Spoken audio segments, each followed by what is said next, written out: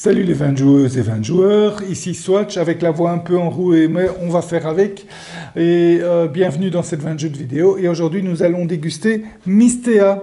La semaine passée nous vous avions présenté Ikaïon qui est en cours de financement participatif. Aujourd'hui c'est Mystea, c'est le jeu précédent des mêmes auteurs, donc je vais essayer de mieux les dire que la fois passée, donc de Martino Chiera et de Marta Chiachasasi. Et donc un jeu de Tabula Games, même éditeur, 2 à 5 joueurs, une durée environ de 2 heures, et ça tient en 2 heures. C'est donc le prémisse de Ikaïon. On est sur la même planète, Ikaïon, il y a toujours un énorme cristal qui est venu s'implanter dans la Terre, et 5 continents flottent au-dessus de la planète, ils sont là. Ils sont peuplés par des gens et grâce à ce cristal, ils vont pouvoir faire des déplacements, des choses un petit peu magiques. Alors, comment se passe Mystea?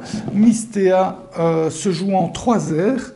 Les aires, en fait, se distinguent par 2 choses, principalement par le paquet. Il y a 3 paquets il y a un paquet par aire.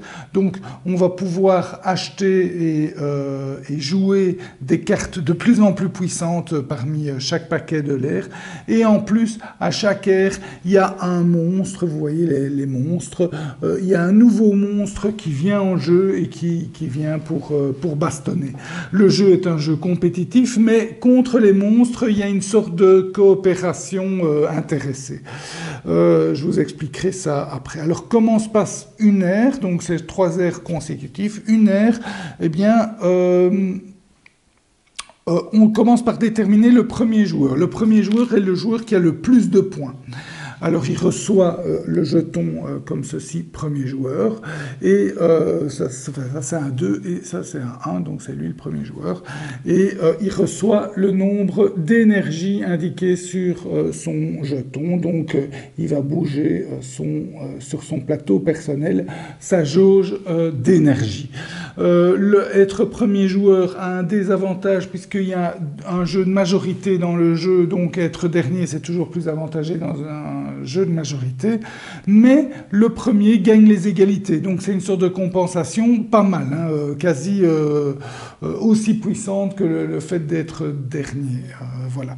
Alors, à partir du premier joueur, en fait, on a un paquet ici. Je vais vous montrer ça maintenant, le tableau des événements. En fait, il y a le paquet des événements est mélangé et est mis face visible, de telle façon qu'on voit chaque fois l'événement supérieur. Donc, quand c'est au tour du premier joueur, on met la première carte événement là. Donc, au tour d'après, on mettra les cartes comme ça progressivement. Donc, on voit chaque fois quel sera l'événement après. Et c'est tout ce que ça fait. Donc, ça ne fait aucun effet. On voit simplement les événements. Et c'est simplement à la fin de l'ère, quand tout le monde aura fait toutes les actions, qu'on va effectuer les effets, donc j'y reviens par la suite. Ensuite, donc le premier joueur dévoile la première carte événement, et puis il fait une action, et puis le deuxième, le troisième et le quatrième font une action, et puis quand c'est de nouveau le premier joueur, il rejoue une carte événement, il fait une action, etc.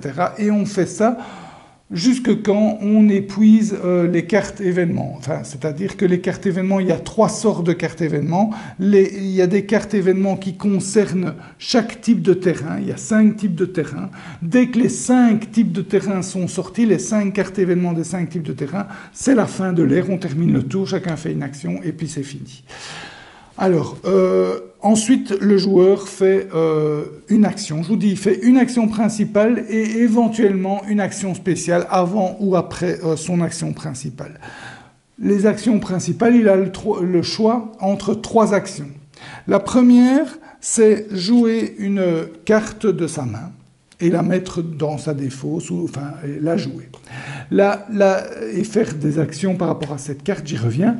La deuxième, c'est acheter une ou plusieurs cartes du présentoir. Et la troisième action, c'est se reposer. Ça va permettre de gagner de l'énergie qui est toujours nécessaire pour jouer des cartes. Parce que quand on joue des cartes, il y a plusieurs choses qui sont importantes. La première, c'est les points de commandement qu'elle apporte. Et la deuxième, c'est l'effet spécial qu'on peut utiliser si on dépense l'énergie correspondante. Alors, avec les points de commandement, qu'est-ce qu'on peut faire? On a un plateau personnel, ici. Le plateau personnel, il y a les unités qui sont ici, qui sont construites, et puis vous avez des unités qui sont dans votre réserve, qui ne sont pas construites. Pour un point de commandement, je peux prendre une unité et la construire, la mettre dans les unités construites. Un golem coûte 2 points de commandement pour être construit. Et pour un point de commandement, je peux mettre une unité où se trouve mon champion. Le champion, en l'occurrence, est ici, je le mets là. Et pour 2 points de commandement, je peux mettre un golem sur la case où se trouve mon champion.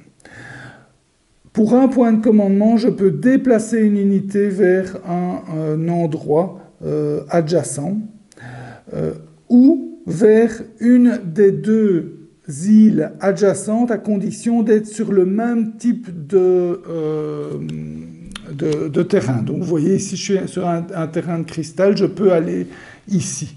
De là à là, je suis obligé de d'abord aller ici pour ensuite aller là, puisque les 2 autres types de terrains ne correspondent pas aux terrains qui sont ici. C'est d'ailleurs la même chose ici, puisqu'il n'y a que les cristaux qui correspondent. À noter qu'il peut y avoir des blocages, surtout à 2 joueurs, enfin uniquement à 2 joueurs, parce qu'à 2 joueurs, il va y avoir des jetons comme ça qui indiquent que le terrain est n'existe pas. Et donc, par exemple, ici, entre ces 2 îles, il est impossible de voyager entre ces 2 îles, puisqu'on ne sait pas voyager entre les 2 terrains, et donc entre ceux-là non plus. Donc ça apporte certains blocages assez étranges, assez dérangeants, je dois avouer, parce que ça limite vos actions. Mais c'est comme ça, mais c'est uniquement dans le jeu à 2. Et voilà, donc, première chose, je peux jouer une carte avec les points de commandement, construire des unités, les déployer et les déplacer.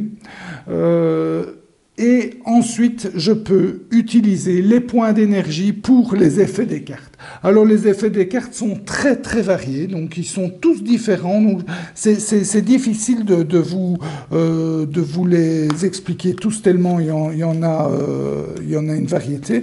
Mais sachez qu'il y a 4 grands types de cartes. Il y a les cartes rouges, bleues, jaunes et vertes. Les rouges vont apporter un effet immédiat. Donc ici, par exemple, pour 3 points d'énergie, je peux construire 2 unités, un soldat, enfin une troupe et un golem. Les bleus et les vertes, ce sont des cartes qui se mettent sur votre plateau personnel. Par exemple, ici, vous avez 2 vertes et une bleue qui sont mises et qui vous donnent un pouvoir permanent. Par exemple, ici, la bleue permet de jouer les cartes rouges sans payer les points de pouvoir. Donc, si voilà, il a joué ici une carte rouge, il n'a pas dû payer les points de pouvoir pour réaliser l'action ici, c'était de détruire une unité adverse. Les vertes et les vertes donnent d'autres types d'avantages. Donc, par exemple ici, pour 1 point d'énergie, on peut déployer une troupe. Et là, pour 1 point d'énergie, on peut déployer un golem. Donc voilà, les cartes qu'on joue devant soi, les bleus et les vertes, donnent des avantages. Et le dernier type de carte, c'est la jaune. La jaune, elle apporte des points de victoire. Donc par exemple ici, en payant 5 énergies et en défaussant 4 cartes, on gagne 16 points de victoire. C'est pas mal du tout comme carte, je vous la conseille. Voilà, donc les cartes vont apporter des points de commandement pour déployer les troupes et vont, en dépensant de l'énergie, permettre de donner d'autres pouvoirs de plus en plus puissants. Et ça, c'est assez sympa dans le jeu parce qu'il y a plein de cartes différentes, donc ça change, c'est assez sympa. La deuxième chose qu'on peut faire, c'est se reposer. Quand on se repose, eh bien, on gagne des points d'énergie qui seront bien pour pouvoir jouer les cartes. Et en plus, on va gagner des choses en fonction des endroits où on se situe. Donc, on va gagner des points de victoire si on se trouve ici. On va gagner des points d'expérience. Les points d'expérience se mettent avec l'étoile sur votre plateau personnel. J'y reviens après avec ce qu'on peut faire avec ça. On va pouvoir construire des forteresses qui apportent de la défense sur les territoires, gagner des points de commandement ou gagner 2 points de victoire. En fonction des endroits où on gagne tout ça, ça c'est se reposer. Et la dernière action qu'on peut faire, c'est acheter une ou plusieurs cartes. Alors comment est-ce que ça se passe? Eh bien, en fait, on commence par avoir le choix entre 2 actions. Donc, soit je ne suis pas content avec ces 3 cartes, je les défausse et j'en montre 3 nouvelles. Soit je trouve déjà qu'elles sont bien intéressantes et j'en ajoute une 4e. Ensuite, donc soit je défausse les 3, j'en mets 3 nouvelles, soit j'en ajoute simplement une 4e, et ensuite je peux en acheter 1, 2 ou 3. La première coûte 1 point d'énergie, la deuxième 3 points d'énergie, enfin 3 points d'énergie en tout, et là, si on en veut 3, c'est 5 points d'énergie en tout. Donc on achète les cartes, donc imaginons que le joueur en a pris 3, il prend les 3 cartes, et puis il remonte à 3 cartes sur le présentoir. Donc voilà, ça c'était les 3 actions. 1. Jouer une carte, pouvoir déplacer, construire des unités et les déployer. 2. Se reposer, gagner des points d'énergie qui permettent de jouer des cartes. Et 3. Acheter de nouvelles cartes. Ça c'est l'action principale. Ensuite, avant ou après cette action principale, le joueur peut faire une action secondaire. Les actions secondaires sont principalement l'action d'attaquer. Donc on attaque où on a des unités. Alors là, on peut, quand on attaque et l'autre qui défend ou les autres qui défendent, on peut jouer une carte face cachée. Et en fonction de la couleur et de la valeur de la carte, on va gagner des bénéfices. Donc quand c'est bleu, on va gagner des points de victoire. Quand c'est rouge, on va ajouter des points de force à la force de combat, j'y reviens. Quand c'est jaune, on va pouvoir faire fuir et donc vider les lieux et sauver donc ces unités. Et quand c'est vert, on va gagner des points d'énergie en fonction des unités présentes et du chiffre de votre carte. Ensuite, on va calculer les points de force. Donc les points de force, c'est 2 points pour un golem, 1 point pour une troupe, 2 points pour une forteresse, et le champion vaut 3 points. On ajoute les points de force donnés par la carte rouge, et celui qui est le plus puissant gagne. Il va faire tuer les unités adverses, enfin, certaines unités, la différence en points de force, et il gagnera 2 points par unité adverse qu'il a tué ou qui sont enfouis. Et voilà. Et donc ça c'est le combat. Quand on combat, on a tous un artefact, on est obligé de le mettre face cachée. On peut, à la place de combattre, en mettant ainsi son artefact face cachée, on peut déplacer un continent. Donc là, c'est assez comique de déplacer un continent. Donc c'est à l'endroit où se trouve votre héros. Donc par exemple ici, je déplace mon continent ici. Je regarde le symbole du continent. Donc c'est ce symbole-là, ici. Et je gagne les points de victoire qui sont indiqués. Donc ici, c'est 2 points de victoire par troupe. J'ai 1, 2, 3, 4, 5, 6 troupes. Ça me fait 12 points de victoire en faisant ça. Et ensuite, je replace mon continent où je veux, mais pas d'où je viens. Donc imaginons que je veux aller là. Le reste voyage en fonction des aiguilles d'une montre et il va là. Donc là, ça permet, entre guillemets, de débloquer les situations où on ne sait pas se déplacer, pouvoir se déplacer plus vite, gagner des points de victoire, mais ça donne aussi un côté un peu chaotique. À 2, ça va, mais au plus il y a de joueurs, au plus tout ça va changer tout le temps, et au plus c'est difficile de maîtriser. Voilà pour la deuxième action spéciale qu'on peut faire. La troisième qu'on peut faire, c'est si on est à un endroit où on a un jeton rencontre, on peut faire une rencontre. Et une rencontre, c'est regarder la carte rencontre, gagner les points de victoire qui sont là et décider ce qu'on va faire. Donc ici, on regarde ce que c'est. Donc on voit un bonhomme qui regarde une sorte d'arbre explosé comme ça. Et donc on peut dire, ben, soit on va regarder s'il y a un coffre et on va le vider, soit on va parler au bonhomme. Et on doit décider l'action qu'on fait. Donc, imaginons que je décide de parler au bonhomme.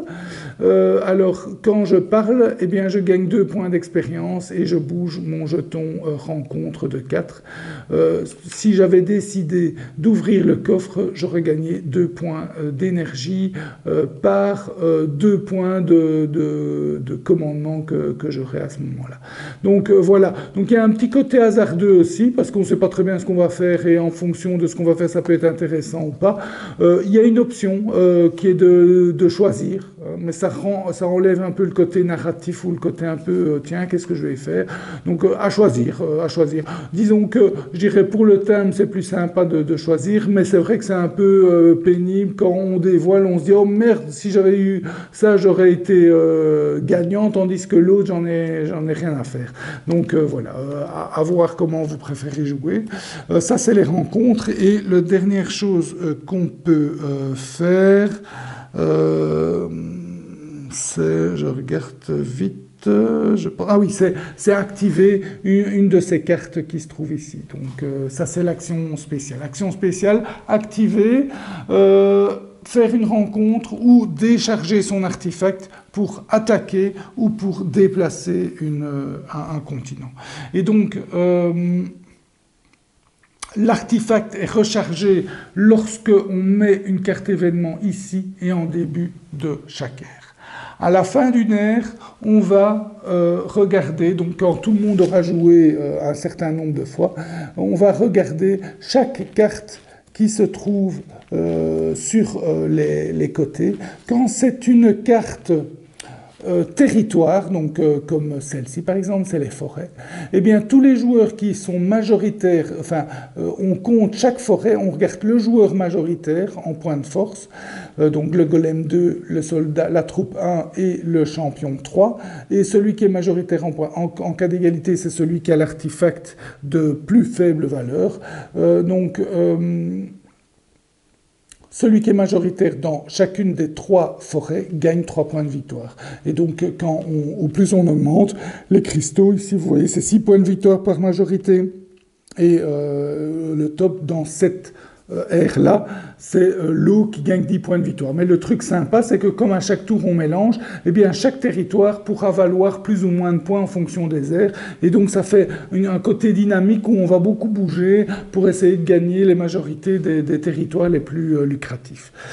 Ça, c'est les territoires. Et puis quand c'est un monstre, ben le monstre va attaquer. Il va attaquer avec une force qui est indiquée ici, et il va attaquer les pions qui se trouvent sur son continent, et tous les joueurs présents sur le continent vont le battre. Et si ils battent les points d'attaque qui sont là, ils vont se partager les points de victoire en fonction de celui qui a la plus de force. Si par contre ils ne le battent pas, eh bien le monstre va détruire toutes les unités sur un territoire, donc de chaque joueur, donc ça peut faire mal.